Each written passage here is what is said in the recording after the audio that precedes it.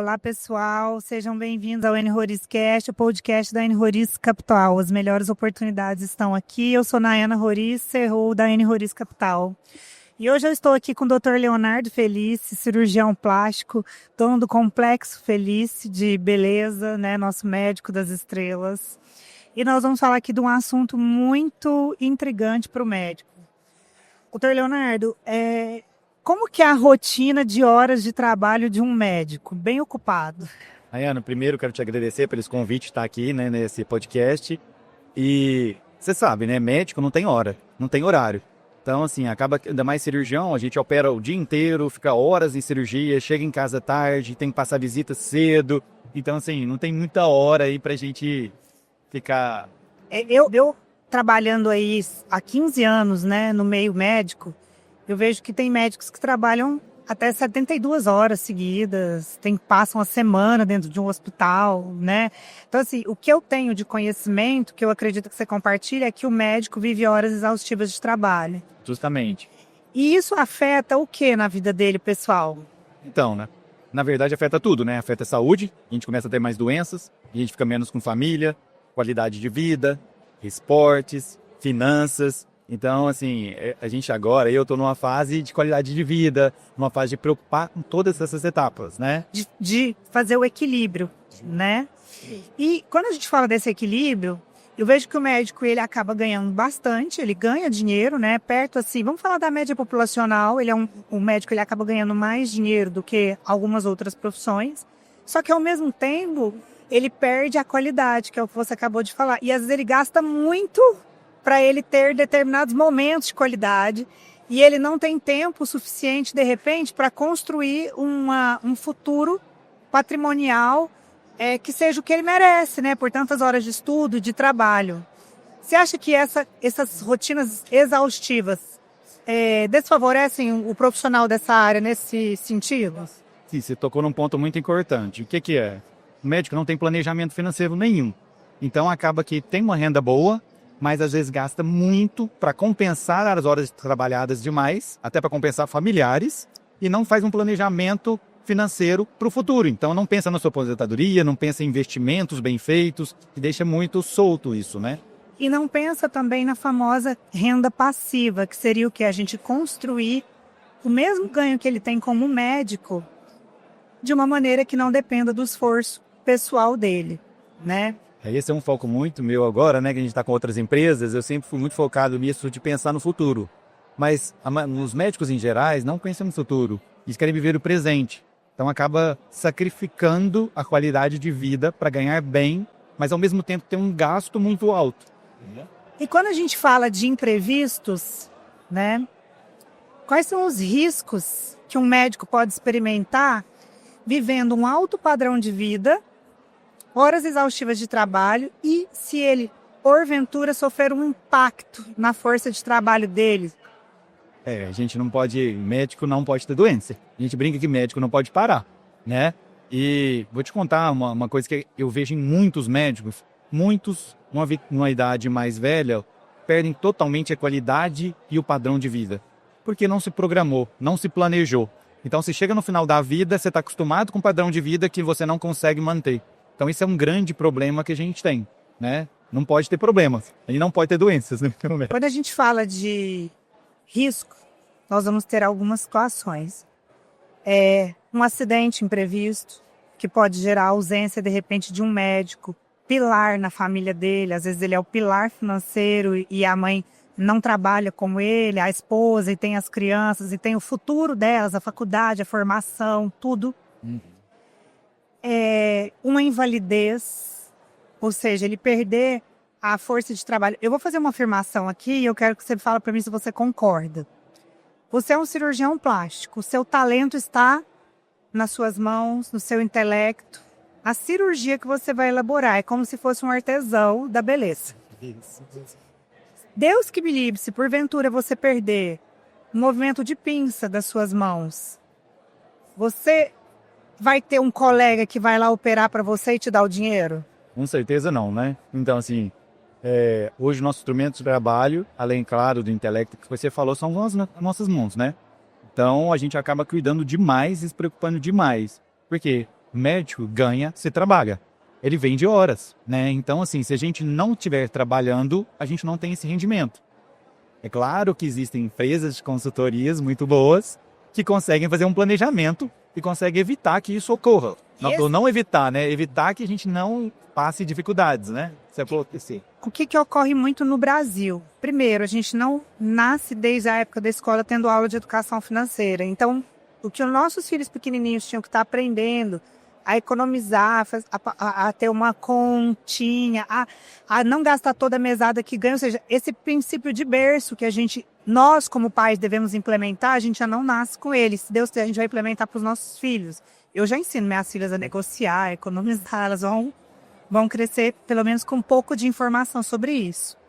Depois da faculdade, especialmente de medicina, tem aula de educação financeira, não tem aula de administração de uma clínica. Pelo menos que eu saiba. Médico, na verdade, só pensa na parte técnica. Então, a faculdade inteira é técnica, aprender a medicina, mas não aprende a gerenciar, administração, marketing, finanças, ou seja, pelo menos as informações básicas para ser um empresário na área médica, né? Correto. E aí, depois disso, ele também, eu vou falar uma coisa aqui que incomoda, tá? Mas eu sou polêmica. O médico é um pouco endeusado como profissional. Então, muitas das vezes, ele acha que só ele tem razão e que tudo que ele está fazendo está correto. Só que da mesma forma que quando eu quero ficar mais bonita, me sentir melhor com a minha autoestima e comigo, eu procuro um médico cirurgião plástico, eu entendo que o médico deveria procurar o especialista em finanças quando ele necessita para construir um planejamento. E outra coisa, você falou muito a palavra planejamento. Você concorda comigo que planejamento não se faz em um ano? É claro, eu acho assim, planejamento é de uma vida. Né? Quanto antes a gente começa, mais a gente colhe os frutos. Vou falar, a gente tem que plantar para colher. E a maioria dos médicos acha que no meio ou no final da vida que vai começar a plantar e já quer resultados muito rápidos. E vou te falar que isso é um problema de empresários também, tá? No Brasil é cultural. E uma outra coisa que eu falo, que no Brasil, em vários profissionais, tá mal feito o planejamento de risco. Na verdade, a gente não sabe fazer o planejamento. E acaba. Uma coisa que você falou aí é do ego médico, né? Mas assim, a gente não está preparado para pedir ajuda. Às vezes o médico não tem a humildade de chegar e falar assim, não, eu preciso de alguém para me auxiliar nessa área, ou eu preciso de uma orientação, uma consultoria, ou que seja uma pessoa mesmo. Uma assessoria, um acompanhamento mensal, semestral, anual, a respeito deste assunto. Vou te dar um exemplo. Se um médico hoje vive num padrão de vida médio, de R$60 mil por mês, um custo de vida pessoal, familiar, entre viagens e etc. Estou falando que ele está gastando R$720 mil por ano. Se esse médico ficar inválido amanhã e ele precisar ter o mesmo padrão nos próximos 20 anos, você mesmo faz a conta aí. Quanto custaria a proteção dele, a blindagem dele? Na verdade, o médico não pensa nisso. A gente não pensa que a gente pode ter alguma coisa e a gente nem fala nisso. Se eu falasse de 10 anos, eu estou falando de R$7.200.000.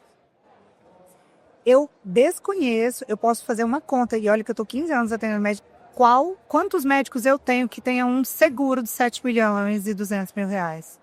Sabe quanto custa hoje um seguro de R$3 milhões para um médico de 40 e poucos anos? É minha ideia. No máximo, R$600 por mês. R$600 é um restaurante que ele vai em São Paulo. Uma saída. Eu só tô te mostrando que falta muita informação no mercado.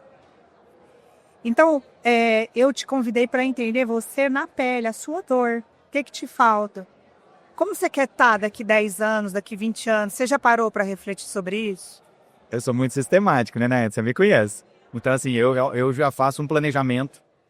Nós estamos com outra empresa justamente para evitar de depender por hora. Somente da medicina.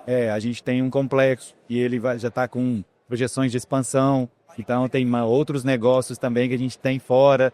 Então, assim, eu gosto muito de me organizar.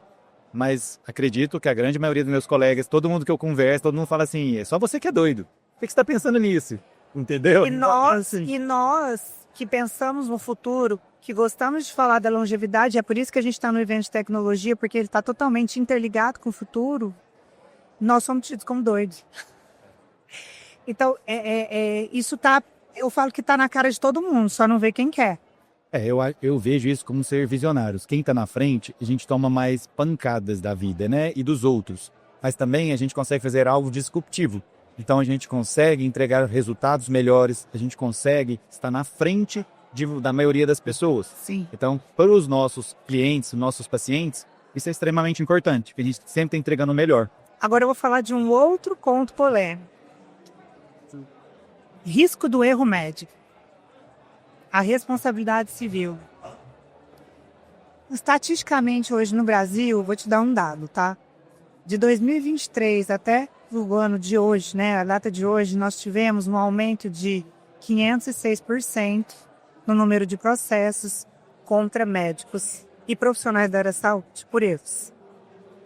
Isso daí, assim, a gente tem que ter os dois viés. Porque às vezes a gente olha só o dado cru, mas a gente tem que pensar que tem muitas pessoas mal intencionadas que tentam ganhar dinheiro através de processos que, na verdade, não são erros médicos, né? Então, a gente tem que tomar muito cuidado. Como que o médico se protege com isso? Como que o médico... Você sabe qual é a solução hoje que o médico tem para poder se proteger em relação a isso? Então, a primeira proteção é uma boa formação, um bom cuidado com o paciente, uma boa relação médico-paciente.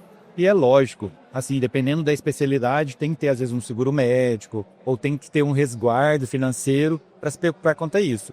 Mas, assim, enquanto médico, a gente sempre peca, né? Que a gente pesa pelo excesso de cuidado ao paciente e a entregar um resultado que seja satisfatório. Então, esse é o essencial, porque se você entrega um resultado, se você está tendo ali um cuidado, um contato, muito difícil ter um erro médico, né? Você concorda que a blindagem jurídica também é um ponto do planejamento? É outro ponto. Se a gente for pensar na parte financeira, olhando para isso, é um outro ponto. O médico não pensa tanto nisso. A gente pensa tanto no humano, na medicina. Mas por trás, a gente tem que ter alguém pensando sobre isso ou tem que ter algum cuidado com relação a isso, para a gente se preparar financeiramente, né?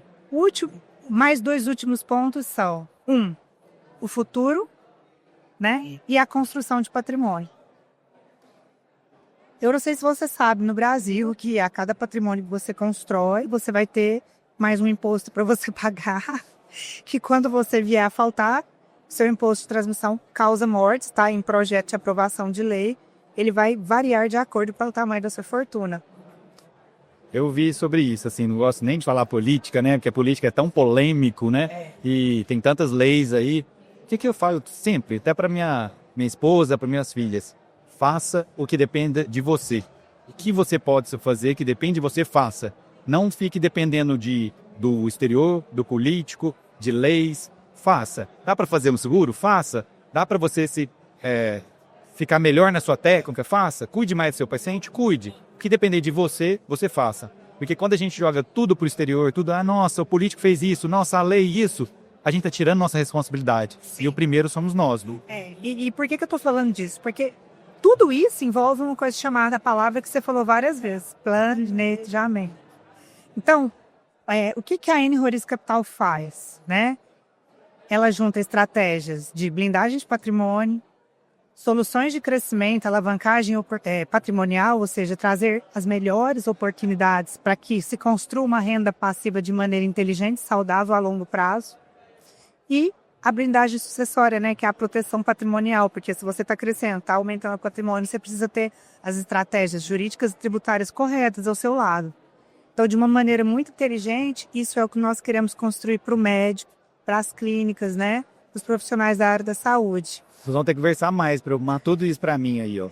Pode ficar tranquilo que eu já cuido de vários colegas e profissionais há 15 anos e eu quero passar o resto da minha vida fazendo isso. Então, você vai me ter ou ter a minha equipe, né, ao seu lado, para também te proporcionar a melhor experiência como cliente, assim como eu tenho certeza que lá na clínica eu vou ter essa experiência. Isso mesmo. Quero te agradecer. Obrigada por compartilhar comigo esses momentos que são dores reais e eu acredito que quem nos ouvir vai se identificar em algum momento, né? Quem quiser mandar perguntas depois para o Dr. Leonardo Felice ou para mim sobre planejamento financeiro, sobre como pode otimizar a clínica, melhorar, né, os resultados da sua clínica, nós vamos deixar nesse vídeo os contatos tanto do Conecta Felice, como vamos deixar da clínica, né, do Complexo Feliz e da N Roriz Capital. Todos os contatos para que vocês possam mandar as perguntas e entrar em contato conosco, tá bom? Obrigado, doutor. Um prazer estar aqui com você, como sempre. Estamos aí, se precisar de responder perguntas, interagir, eu acho que esse é um tema muito interessante e que tem muitas pessoas com dúvidas. Sim. E, pessoal, o longo prazo sempre chega, tá? O longo prazo sempre chega. É isso aí, gente.